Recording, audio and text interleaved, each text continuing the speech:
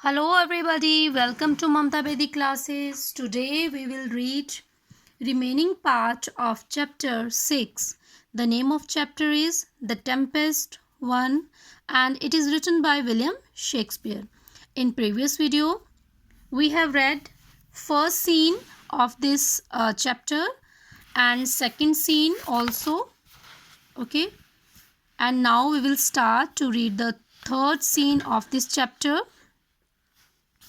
अब हमने देखा कि कैसे जो प्रोस्पेरो है वो अपनी जो डॉटर है मिरिंडा उसको पास्ट के बारे में बताता है कि कैसे उसके भाई एंटोनियो ने अपने फ्रेंड जो किंग ऑफ नेपल था उसके साथ मिलकर प्लॉट किया था, षड्यंत्र रचा था और उनको दोनों को एक शिप में बिठा दिया था, टूटी हुई शिप में, और वहाँ से उन्होंने निकाल दिया था और फिर वो एक आइलैंड पे आ गए थे जिस पे वो एट द प्रेजेंट रह रहे थे।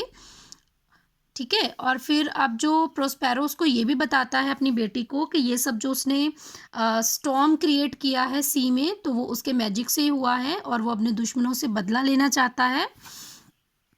और इतने पर जो उसकी बेटी है वो काइंड हार्टेड है, वो कहती है कि नहीं पिताजी आप इन लोगों को मत मारिए। और फिर जो उसका पिता है ना, जो प्रोस्पेरो है, तो वो मैजिक वैंड को वेव करता है और अपनी बेटी को गहरी नींद में सुला देता है। अब नेक्स्ट हम थर्ड सीन को रीड करेंगे कि थर्ड सीन में क्या होता है। अब यहाँ पे प्रोस्पेरो कहते हैं come my Ariel come said Prospero waving his magic wand. अब अपनी मैजिक वैंड होती है जादू की छड़ी, तो मैजिक वैंड को वेव करते हुए हिलाते हुए प्रोस्पेरो कहते हैं कि आओ मेरे एरियल आओ। अब एरियल कौन है? एरियल है ये एक स्पिरिट, ठीक है, जो उस आइलैंड पे रहती है और जो प्रोस्पेरो का एक फेथफुल सर्वेंट है। इसके पास मैजिक पावर है, ये जिन की तरह है और ये कुछ भी जो है वो कर सकता है। सी में जो स्टॉर्म क्रिएट कर सकता है, थंडरिंग कर सकता है एयर में। अब इतना सुनकर जो एरियल है वो अपीयर्ड हो जाता है। अपीयर्ड मीन्स प्रकट होना, तो वो प्रोस्पेरो के सामने प्रकट हो जाता है। अब प्रोस्पेरो कहते हैं कि here I am master he said. अब एरियल कहता है कि मेरे मालिक मैं यहाँ पर हूँ। I am ready to go wherever you ask me to go and to do whatever you want. तो एरियल कहता है कि मैं बिल्कुल तैयार हूँ, जहाँ भी आप मुझे वेयर एवर जहाँ पर आप मुझे भेजोगे मैं वहाँ पर चला जाऊँगा, एंड टू डू और वही करूँगा जो आप मुझे कहोगे, वट एवर यू वांट जो भी आप चाहोगे। Okay, have you perform the task I gave you. और इतना सुनकर जो प्रोस्पेरो है वो कहते हैं कि क्या जो मैंने तुम्हें टास्क दिया था क्या वो तुमने कर लिया? Yes master I have done everything just as you commanded me. अब ये सुनकर, इस क्वेश्चन को सुनकर जो एरियल वो कहते हैं कि हाँ मेरे मालिक आई हैव डन एवरीथिंग, मैंने वो सब कुछ कर लिया है, जस्ट एज यू कमांडेड मी, जैसा जैसा आपने मुझे कमांड किया था। अब यहाँ पर जो एरियल है उसका मतलब है कि उसने जैसे प्रोस्पेरो ने उसको बोला था स्टॉर्म क्रिएट करने के लिए, उस शिप को उस आइलैंड पर लाने के लिए, वैसे ही उसने कर दिया है। आई अटैक द शिप। अब एरियल कहता है कि मैंने शिप पर अटैक किया विद स्टॉर्म तूफान के साथ, फायर एंड थंडर के साथ, till the sellers gave up in disappear, जब तक कि उसके जो सेलर थे वो डिसअपियर ना होंगे, निराश ना होंगे, है ना। Not a single person in the ship kept his head. तो अब जो शिप है उसमें किसी का भी सर शेष नहीं बचा, मतलब सारे वहां से गायब हो गए। The king son Ferdinand left into the sea. अब जो किंग है ना, जो किंग ऑफ नेपल था उसका बेटा है फर्डिनेंड। तो एरियल कहता है कि वो भी जो है वो इस सी में कहीं खो गया है। Now he is sitting sadly in a corner of the island. अब वो इस आइलैंड के किसी कॉर्नर में बैठा हुआ है, thinking that his father is drown, और वो ये सोच रहा है कि उसके पिता जो है वो डूब गए हैं। ड्राउन मीन्स होता है डूबना। Meanwhile in another part of the island.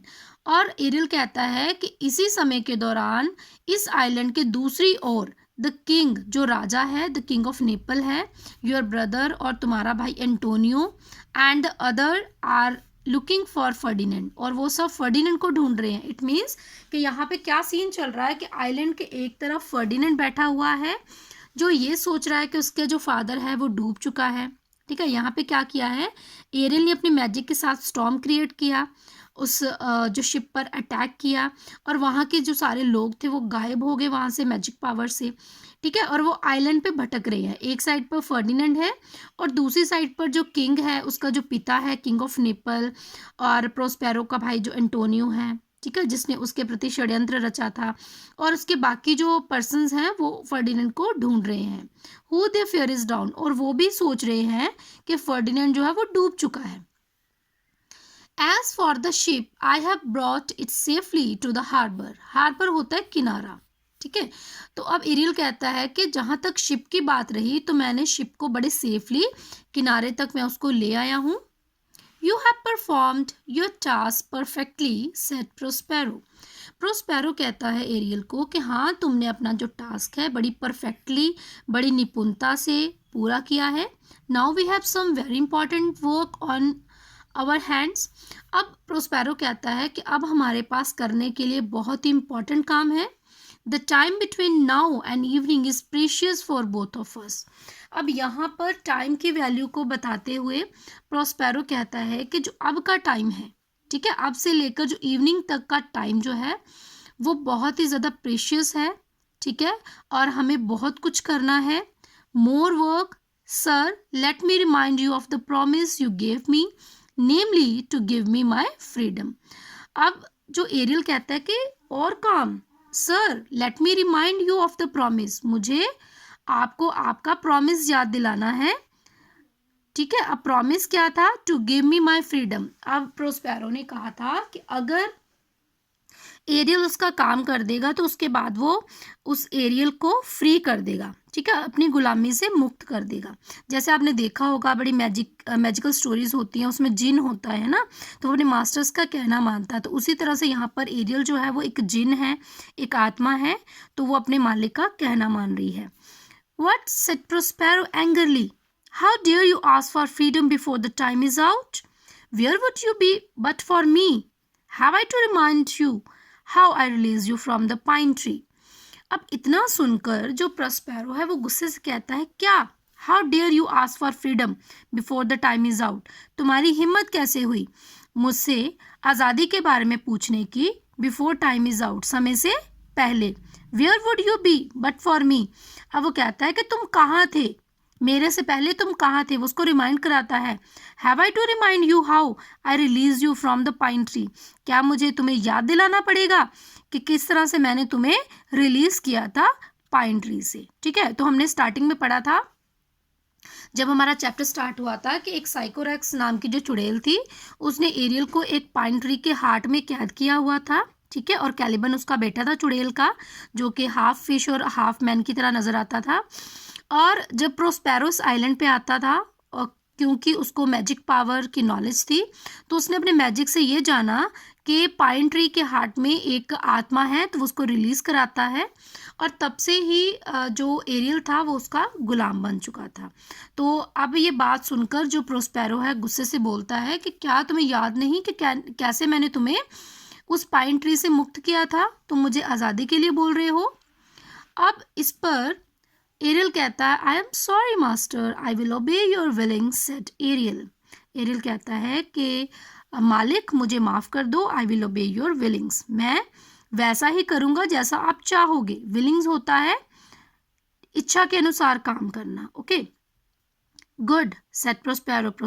Prospero कहता है कि बिल्कुल ठीक, after 2 days I will set you free, 2 दिनों के बाद मैं तुम्हें फ्री कर दूंगा। Okay, meanwhile carry out your task with a good heart, और तब तक तुम जो भी मैं काम बता रहा हूँ उसको बिल्कुल अच्छे दिल से, पूरे मन से करो। Then Prospero told him what he should do. अब प्रोस्पेरो उसको बताता है कि उसको क्या करना चाहिए। And away went Ariel happily.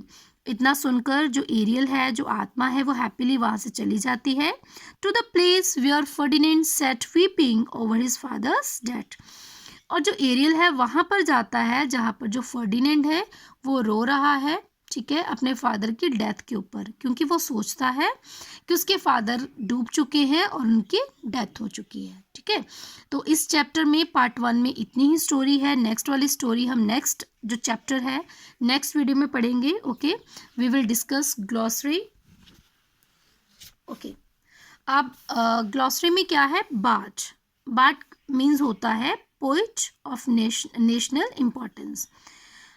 जो नेशनल इम्पोर्टेंस के पोइट होते हैं, जो नेशन के लिए काम करते हैं, नेशन के लिए इम्पोर्टेंट होते हैं, उन्हें बार्ड बोला जाता है। विच होती है a woman who is believe to have magical power. ऐसी औरत जिसके पास मैजिकल पावर्स होती हैं और जिसको चुड़ैल भी बोला जाता है। पेरिश, पेरिश होता है टू डाई और टू बी डिस्ट्रॉयड, मतलब किसी चीज़ का डिस्ट्रॉय हो जाना या फिर मर जाना। प्लॉट, प्लॉट होता है कॉन्स्पिरेसी, मतलब षड्यंत्र करना। डेयर, डेयर होता है बी ब्रेव, मतलब बहादुर होना, हिम्मत करना। टेम्पेस्ट, टेम्पेस्ट होता है अ वायलेंट स्टॉर्म। वायलेंट स्टॉर्म क्या होता है? बड़ा खतरनाक तूफान जिसमें थंडरिंग होती है, लाइटनिंग होती है ना। वैंड, वैंड होती है a special thing stick waived by person who is performing magic tricks. आपने देखा होगा जो मैजिशियंस होते हैं उनके पास एक पतली सी मैजिक वैंड होती है जिससे वो मैजिक करते हैं, तो उसको वैंड बोला जाता है। Precious, precious means valuable, valuable होता है बहुमूल्य। तो इसके साथ ही हमारा चैप्टर कंप्लीट होता है। We will meet in next video. Till then take care, bye bye.